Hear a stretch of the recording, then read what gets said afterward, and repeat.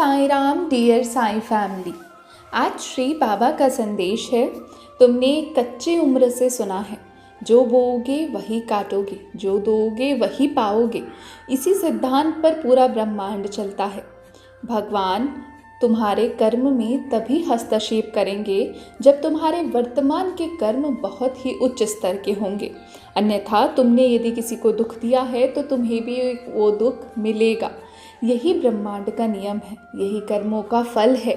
जो किया वो ही मिलेगा। लेकिन यदि तुम उससे मुक्त होना चाहते हो, उस बंधन से मुक्त होना चाहते हो, तो अभी मेरे चरणों का आश्रय ले लो। हाँ, यही सरल मार्ग है जहाँ तुम मेरे नाम से हर एक बाधा को नष्ट कर सकते हो। जितने भी बुरे प्रारब्ध अनजाने जाने में जो कुछ गलत किया तुमने, सब नष्ट होता है जब एक एक नाम तुम मेरा लेते हो ना। जब एक बार साईं कहते हो तो मैं तुम्हारी एक जन्म की गई सभी अपराधों को क्षमा कर देता हूँ और तुम्हें एक नया जीवन प्रदान करने का वचनबद्ध हो जाता हूँ।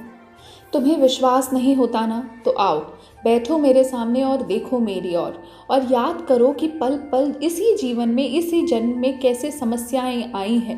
एक ऐसा समय भी आया है जब तुम्हें भरोसा नहीं था, जब तुम्हें विश्वास नहीं था कि तुम सुबह उठोगे और तुम देखोगे कि जो तुम्हारे हृदय के सबसे करीब है वो जीवित है। तुम इतने घबरा जाते थे, तुम्हें जीवन में कोई उम्मीद ही नहीं दिख रही थी। तुम्हें तो जीवन नष्ट होता हुआ ही अच्छा लग रहा था।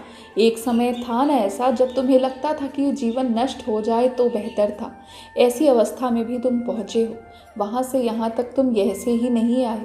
ये किसी की तो कृपा है ना, ये तुम्हारे मालिक की कृपा है जो मेरे द्वारा तुम तक पहुँच रही है। अपने इन्हीं अच्छे कर्मों से तुम आगे बढ़ रहे हो। इन्हीं कर्मों के माध्यम से तुम्हारा रास्ता साफ हो रहा है।